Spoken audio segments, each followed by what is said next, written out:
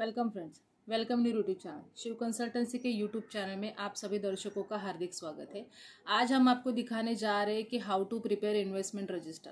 बहुत सारे लोगों की एक रिक्वेस्ट आ रही थी कि एफडी का रजिस्टर या फिक्स डिपॉजिट का रजिस्टर कैसे बनाए, या बाकी के इन्वेस्टमेंट भी है तो उसका रजिस्टर कैसे बनाए। तो इसके लिए आज हम आपको दिखा रहे हैं कि कंप्यूटर में इस रजिस्टर को कैसे बना सकते हैं।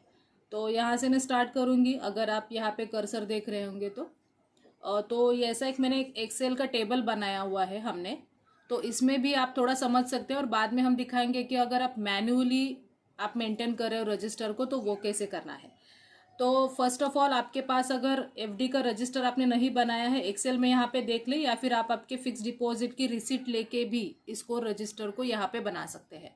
अभी फर्स्ट कॉलम है कि जो आपका रिसिट नंबर है यहाँ पे ले ले, और फिर आपका डेट ऑफ डिपॉजिट जो भी है।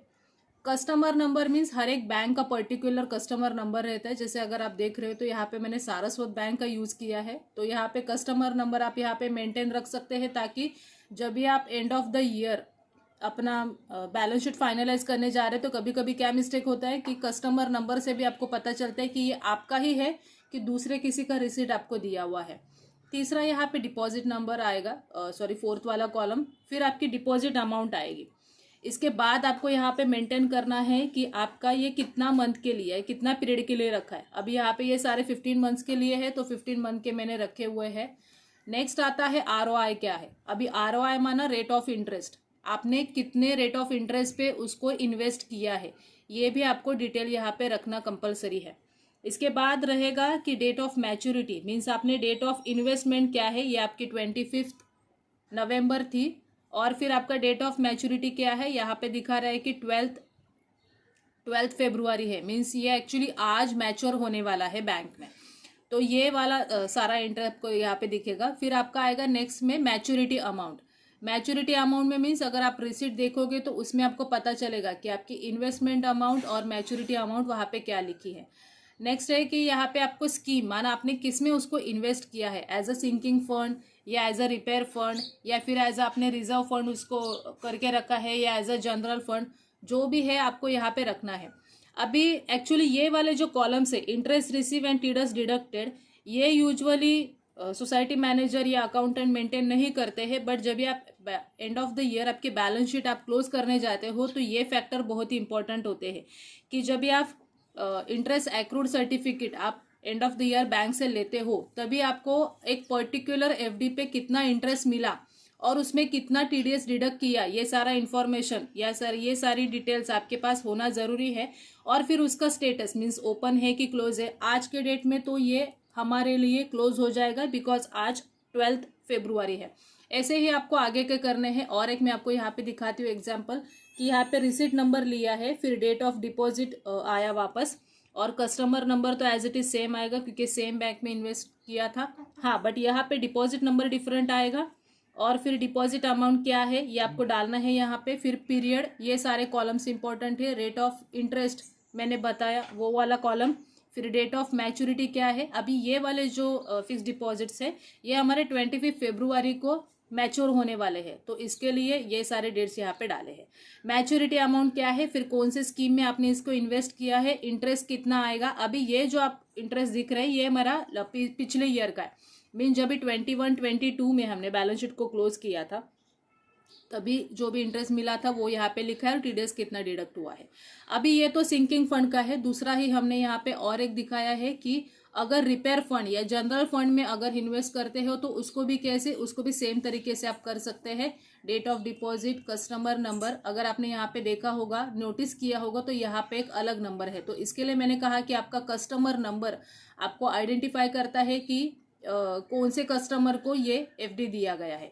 सेम आएगा यहाँ पे डिपॉजिट नंबर, पीरियड, फिर रेट ऑफ इंटरेस्ट, फिर डेट ऑफ मैच्योरिटी, फिर मैच्योरिटी अमाउंट कितनी मिलेगी और कौन सी स्कीम में आपको उसमें आपने इन्वेस्ट किया है। अभी यहाँ पे ये जो 3 फंड्स है इसमें से एक हमने जनरल फंड में इन्वेस्ट किया था और 2 रिपेयर फंड में, इसके लिए यहाँ पे आपको अलग से दिखेगा। अभी और आगे का स्टेटस ये है कि जब भी आप आपके बैलेंस शीट को प्रिपेयर करने जाते हैं तभी एवरी ईयर मीन्स आपके एवरी फाइनेंशियल ईयर में यहाँ पे आपको कितना रेट मिला है, कितना इंटरेस्ट मिला और कितना TDS डिडक्ट हुआ, ये भी सारी इन्फॉर्मेशन आप रखा करें ताकि आपको पता चलेगा जब भी आप क्लोज करने जा रहे हैं। अभी ये तो देखा हमने पीसी में। आगे आप ये भी कर सकते हैं कि इस केस में आपका ए और बी मीन्स हमारा सिंकिंग फंड में कितना था और रिपेयर फंड में, इसको टोटल यहाँ पे मिला सकते हैं। ऐसे सारे फॉर्मूलाज आप एक्सेल में लगा सकते हैं ताकि जब भी आपको चेक करना रहेगा कि एग्जैक्टली कितने इन्वेस्टमेंट्स है या क्या है, तो आप एक्सेल में ही देख सकते हैं। और जब भी आप उसको रिन्यू करने के बाद आप चेंज करने जाओगे तो यहाँ पे ऑटोमेटिकली कैलकुलेट होगा और आपको पता चलेगा कि आपकी इन्वेस्टमेंट कितने हैं सोसाइटीज़ में।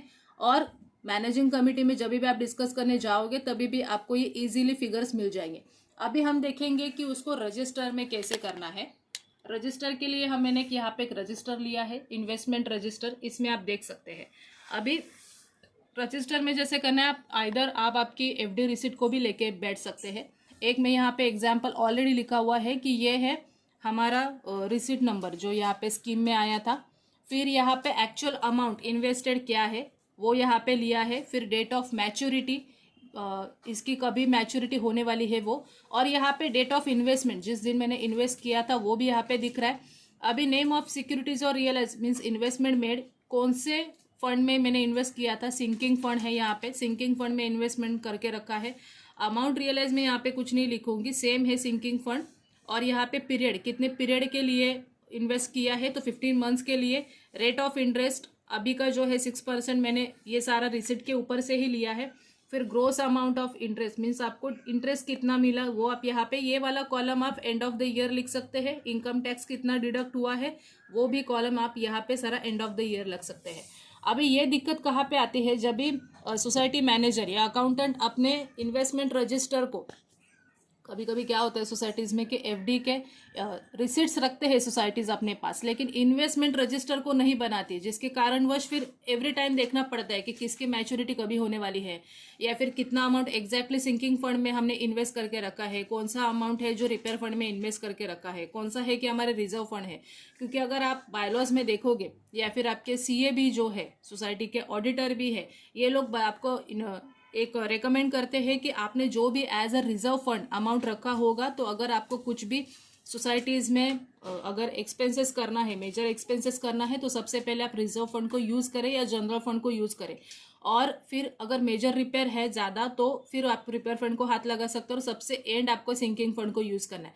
बट अगर ये रजिस्टर आप मेंटेन करके रखते हो तो आपको ईजिली पता चलेगा कि कौन से फंड में, जैसे मैंने यहाँ पे दिखाया था कि सिंकिंग फंड, कौन से फंड में आपने कितना इन्वेस्टमेंट करके रखा है, कितना अमाउंट है, ताकि जब भी आप डिसीजन लेने जाओगे तो आपके पास इजीली डेटा अवेलेबल रहेगा। तो एक मैंने दिखाया था आपको कंप्यूटर में कैसे मेंटेन करना है, सेकेंडली मैंने यहाँ पे दिखाया है कि आपको रजिस्टर में कैसे मेंटेन करना है। आप कॉलम देखते देखते यहाँ पे अगर वीडियो को थोड़ा सा बैक करते जाएंगे तो वापस आप यहाँ पे देख सकते हैं। अगर इससे रिलेटेड आपको कुछ भी अगर क्वेश्चंस है तो आप हमें पूछ सकते हैं। एक छोटी सी रिक्वेस्ट, अगर आप पहली बार हमारे चैनल पे आए होंगे तो हमारे चैनल को सब्सक्राइब करना ना भूलना और इस वीडियो को लाइक करना भी ना भूलना। अगर ये वीडियो भी आपको पसंद आया होगा तो इसको आपके दोस्तों के साथ शेयर करना ना भूलना। So thank you for watching this.